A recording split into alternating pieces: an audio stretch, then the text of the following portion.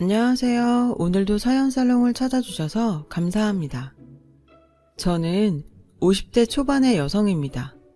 늘 힘들기만 했던 제 인생에 5년 전 기적이 찾아왔던 이야기를 해보려고 해요. 저는 보육원에서 자라 늘 가족이 있는 사람들을 부러워했어요. 그래서 꼭 좋은 사람을 만나 가정을 이루는 게 꿈이었죠. 고등학교를 졸업하고 보육원을 나오면서 어느 작은 회사에 취직을 하게 됐어요.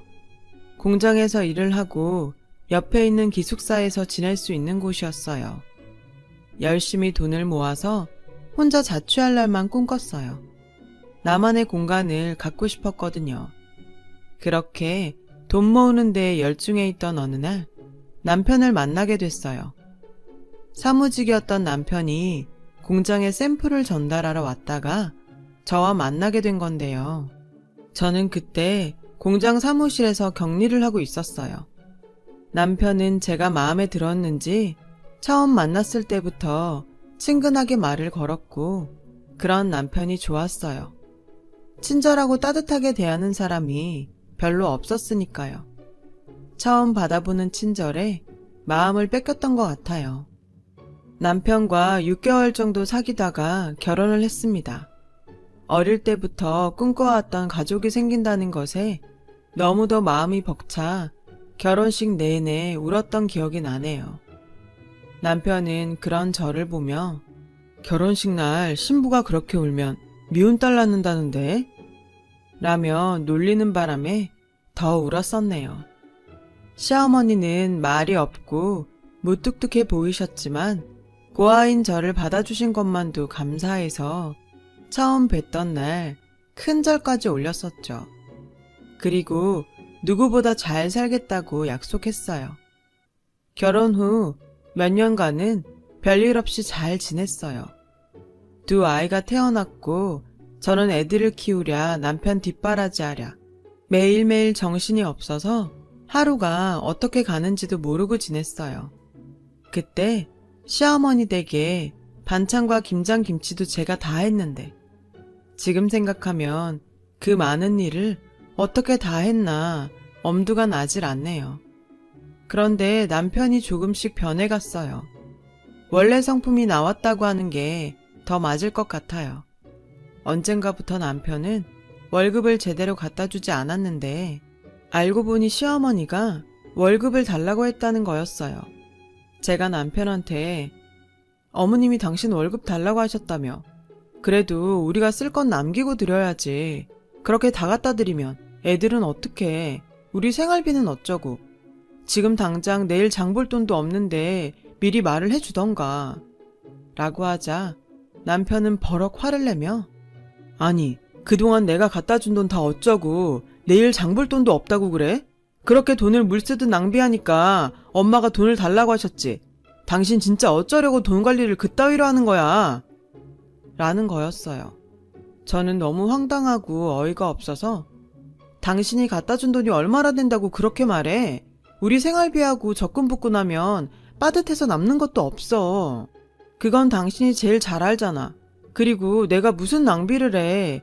낭비할 돈도 없지만 난 몇 년째 옷도 안 사 입잖아. 그렇게 말하면 난 억울하지. 라고 했고 남편은 시끄러. 앞으로 엄마가 용돈 조금씩 보낸다니까 그걸로 쓰고 살아. 아우 진짜 내가 엄마 보기 창피해서. 라고 소리를 지르고는 집을 나가더군요. 시어머니는 제가 친정이 없다고 은근히 일도 많이 시키셨고 갑자기 불러서 저녁을 지어라. 친구들이 오니 밥상 차려라. 그러는 일도 많았지만 다 꾹 참고 시키는 대로 해왔어요. 그렇게 하는 게 집안에 분란도 안 생기고 나는 미움받아도 우리 애들은 사랑받을 거라고 믿었기 때문이었어요. 하지만 남편 월급을 가져가는 건 도저히 이해가 되지 않았어요. 어머니, 현수 아빠한테 들었는데 월급을 달라고 하셨다면서요. 그런데 그 돈은 제가 적금도 붓고 애들하고 생활도 해야 돼서요. 라고 하니 니네 쓸 돈은 준다고 성주가 얘기 안 했니? 그동안 보니까 네가 아주 씀씀이가 해프더라.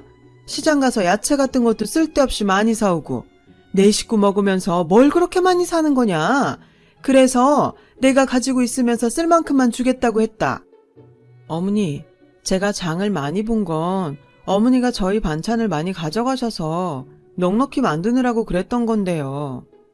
시끄럽다. 너 말하는 게 아주 이상하다. 지금 나 때문에 돈을 많이 썼다는 거야? 그렇게 나오시니 저는 더 이상 아무 말도 할 수 없었죠.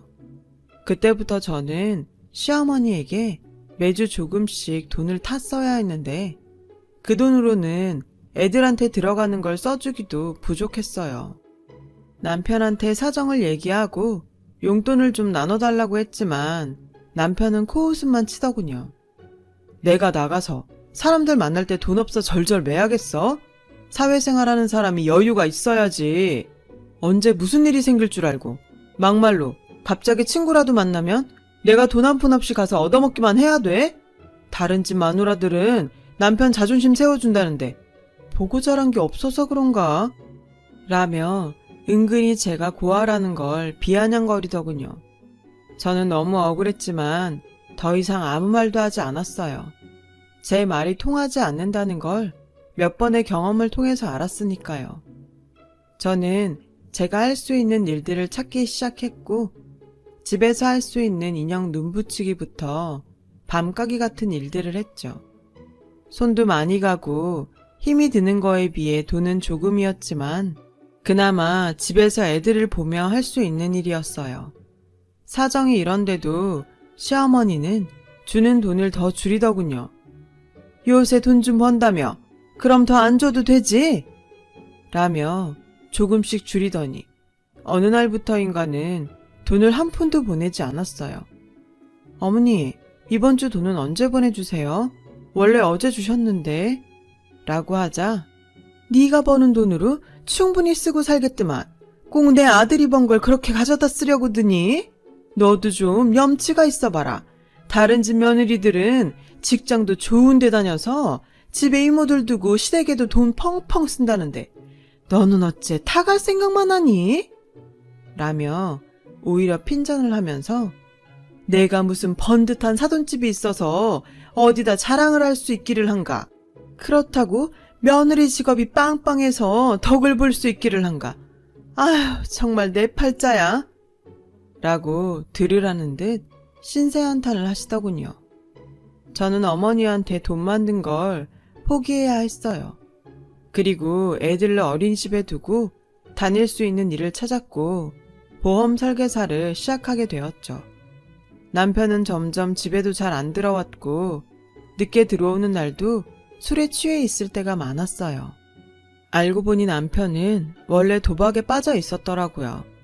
그래서 한번 결혼을 했다가 한 달도 안 돼서 파혼을 했었다더군요. 나중에 공장에서 예전에 일하던 아줌마를 통해 듣게 됐죠. 하지만 저에게는 이미 남편 사이에 아들도 있었고 결혼 생활은 돌이킬 수 없는 노릇이었어요. 가족 없이 자란 저는 아이들도 그렇게 키우기 싫었어요. 그래서 그저 나만 참으면 된다는 마음으로 보험 일을 하면서 악착같이 아이들을 키웠어요. 다행히 아이들은 제 말이라면 자다가도 깨서 들을 만큼 착하게 잘 자라서 초등학교에서 공부도 곧잘 했어요. 그러던 어느 날 정말 저한테는 서러운 일이 터지고 말았죠.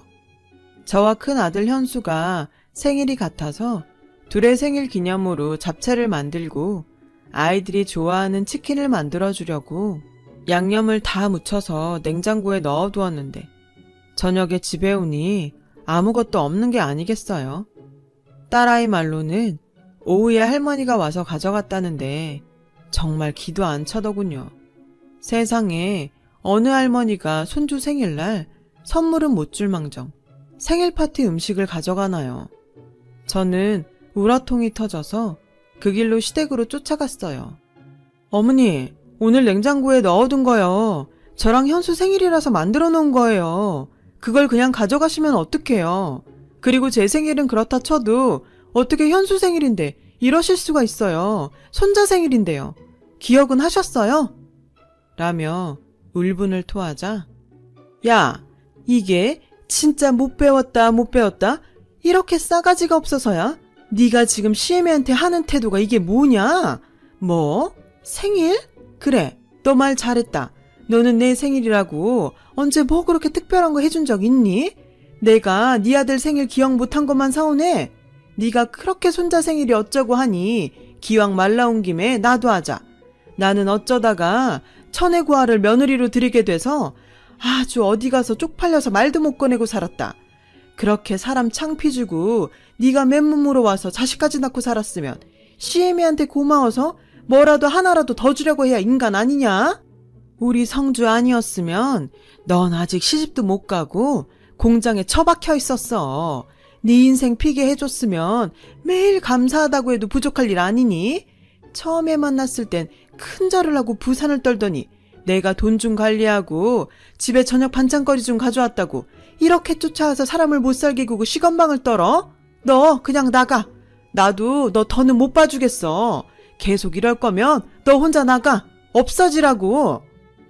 저는 애들을 두고 나가라는 말에 시어머니가 저한테 퍼부은 막말은 그저 다 흘려듣고는 집으로 얼른 오기 바빴네요.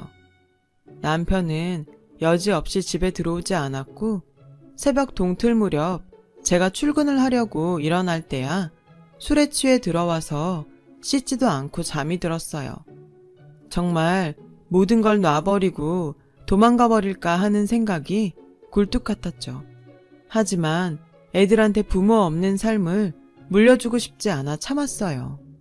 그러던 어느 날 저는 보험 계약을 하는 분과 이야기를 하다가 경찰에 가족 찾기라는 프로그램이 있어서 거기에 DNA를 등록하면 가족을 찾아준다는 말을 듣고는 경찰서를 찾아가 DNA 등록을 하게 됐어요. 혹시라도 만에 하나 내 가족 중에 누군가가 있을지 모른다는 희망을 갖고 말이죠. 그만큼 시어머니와 남편이 제게 주는 서름은 너무도 컸습니다. 하지만 시간이 지나도 연락은 오지 않았고 저도 처음에는 궁금해서 몇 번 경찰서도 찾아가 보고 먼저 연락도 해보았지만 아무 성과가 없자 그냥 포기를 하고 살게 되더군요. 그리고 몇 년 후 남편은 회사에서 정리해고를 당했어요. 전화로 딸아이에게 아빠가 정리해고 됐다며 집에 있다는 이야기를 듣고 서둘러서 들어가 보니 시어머니가 계시더군요. 저는 얼른 애들을 학원에 보냈어요. 시어머니나 남편이나 표정이 심상치 않았으니까요. 아니나 다를까 시어머니는 이제 매달 성주가 주던 월급은 네가 줘야겠다. 네가 요새는 애들 아빠보다 잘 번다는 것 같던데 난 그냥 성주가 주던 만큼만 줘도 된다. 라고 당당하게 요구하더군요. 어머니, 저는 지금 이 돈 못 드려요. 애들 학원비도 많이 나가고 앞으로 대학 보내려면 지금보다 돈도 더 필요해요. 안 그래도 요즘은 보험 계약하는 사람들이 줄어서 많이 어려워요. 그리고 저 그렇게 많이 버는 거 아니에요. 라고 하자 옆에 있던 남편이 너는 아무것도 없이 와서 이만큼 살아놓고도 네 거 챙기겠다고 이러냐? 네가 감히 우리 엄마한테 따박따박 말대답을 해? 네가 항상 이런 식으로 엄마를 대했구나? 진짜 미쳤네. 그런 식으로 말하지 마. 나도 할 만큼 했어. 이건 내가 잘 먹고 잘 살겠다는 거 아니잖아. 우리 현수랑 현아를 위해서 그러는 거라고. 어머니는 그동안 당신한테서 가져간 돈도 아직 있는데 그거 안 쓰고 모아주신다고 했다며. 그럼 지금 그 돈 쓰면 되잖아. 라고 하자 둘은 방방 뛰고 난리가 났어요. 너 진짜 간도 크다. 내가 꼭 그 돈 어디다 쓰기라도 한 것처럼 말하는구나. 넌 내 아들 돈이 그렇게 우습니? 그 돈을 막 쓰겠다고 하네 얘가. 당신 미쳤어? 어디다 대고 큰 소리야. 그럼 엄마는 현수 현아 생각 안 한다는 거야? 둘은 앞뒤가 안 맞는 말을 해가며 저를 잡아먹을 것처럼 굴었어요. 그래도 저는 물러날 수 없었어요. 제가 버는 건 분명히 한계가 있는데 시어머니가 돈을 달라는 대로 그렇게 줬다간 언제 또 낭패를 당할지 모를 일이었어요. 남편은 제가 계속 돈을 안 내놓을 것 같자 이제는 자기 용돈만이라도 달라고 압박하더군요. 그건 어머니가 전에 당신 돈 가져간 데서 주셔야 될 것 같은데. 당신 돈 우리한테 쓰는 건 아까워도 당신이 쓰는 거니까 주실 거야. 근데 진짜 이 여자가 왜 자꾸 내 돈을 꺼내 쓰라고 난리야. 남편은 길길이 날뛰었고 그 뒤로 집에서 자주 행패를 부리고 돈 내놓으라고 소리를 질렀어요. 저는 아이들이 남편 때문에 피해보는 것이 싫어서 몰래 밖에서 만나 저녁 먹을 돈을 주며 학원으로 바로 보내곤 했네요. 아이들은 저에게 저런 사람들 아빠도 아니고 할머니도 아니야. 남보다 더해. 엄마, 그냥 이혼하고 편하게 혼자 살아. 이제 겨우 중학교 1학년인 딸아이가 하는 말에 가슴이 찢어질 것 같았죠. 그래도 저는 저런 아빠라도 애들한테 있는 게 낫다고 생각했어요. 그래야 나중에 애들이 지금 제가 겪는 서름을 겪지 않을 테니까요. 그렇게 몇 달이 지났는데 하루는 녹초가 돼서 집에 들어가려고 하니 문이 열리지 않는 거예요. 현관 비밀번호를 몇 번이고 다시 눌러서 경고음이 울렸지만 문을 열리지 않았어요.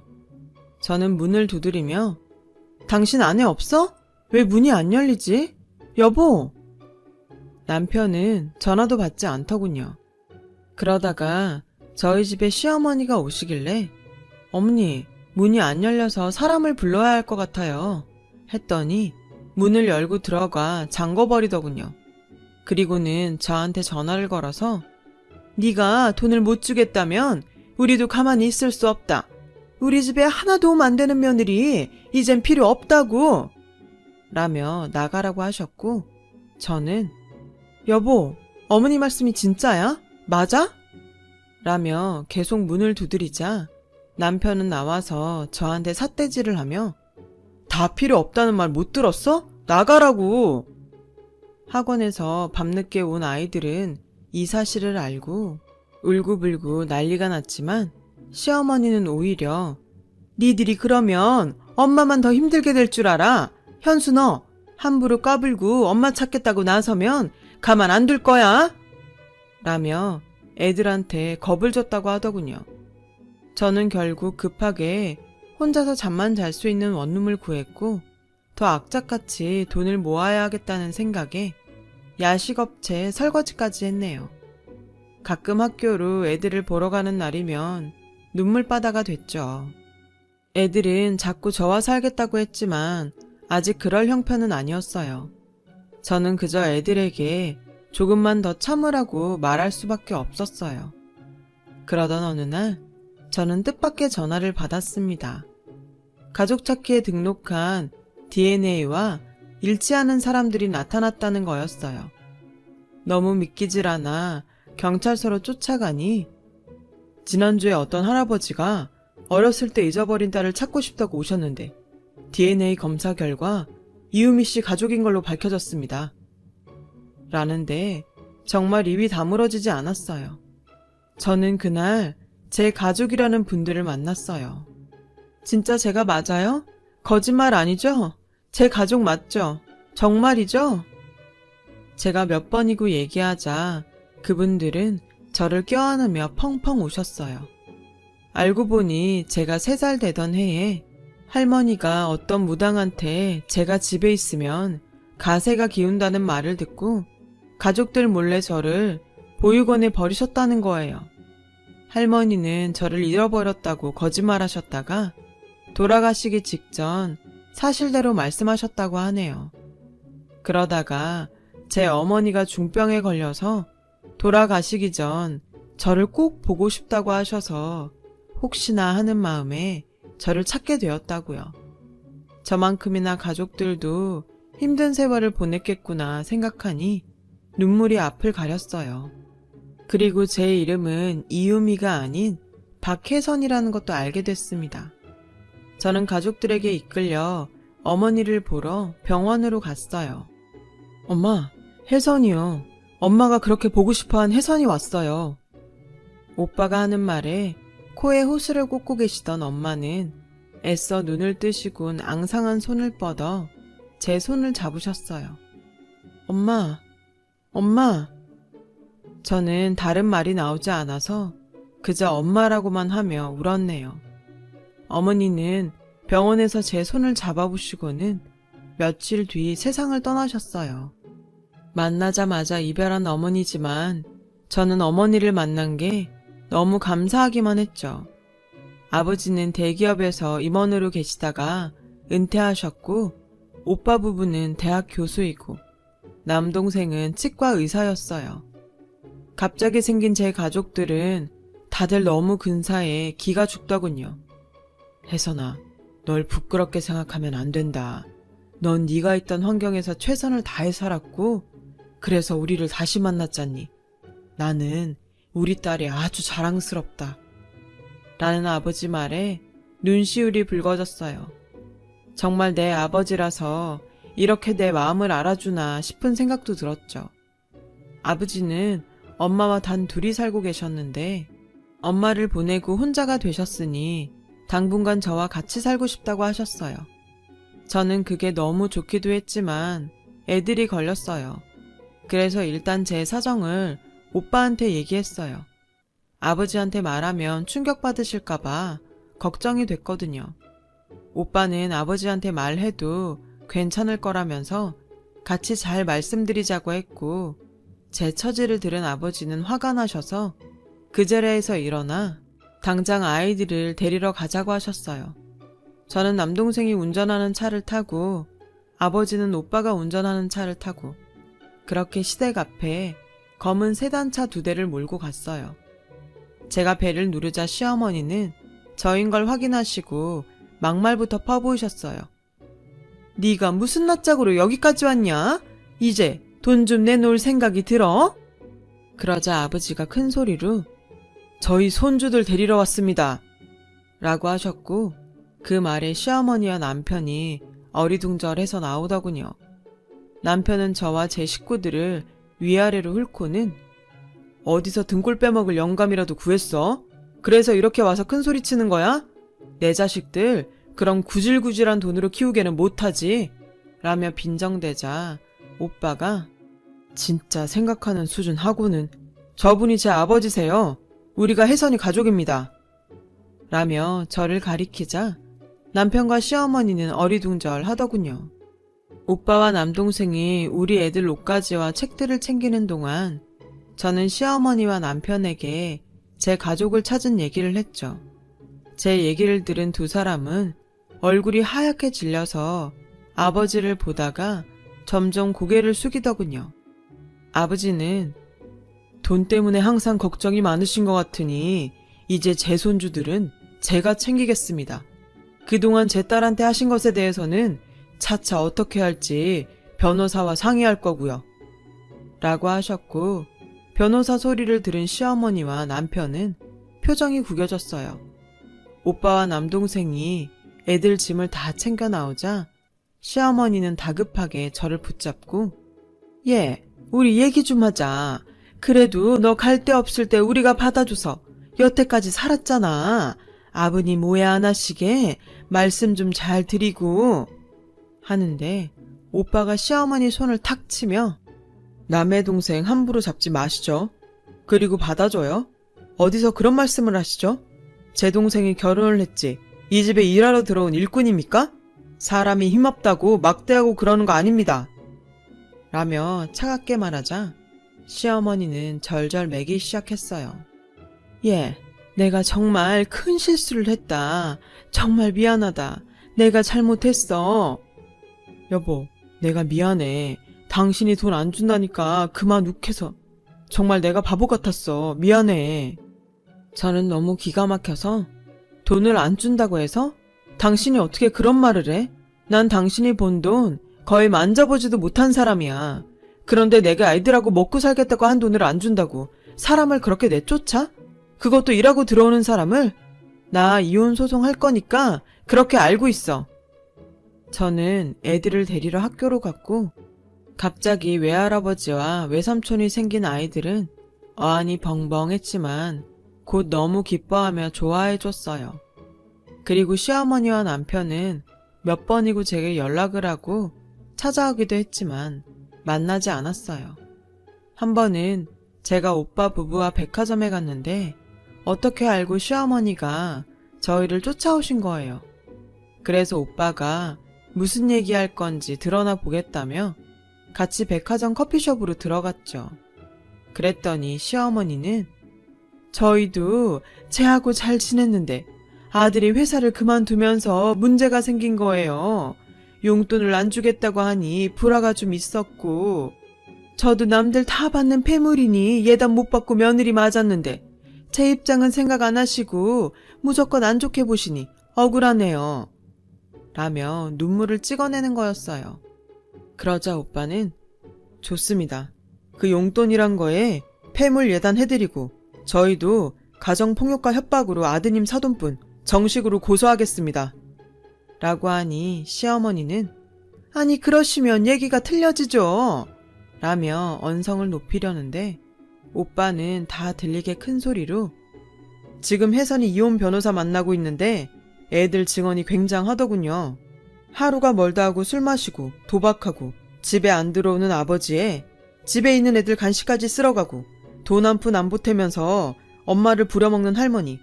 이 정도면 이혼 사유로 차고 넘친답니다.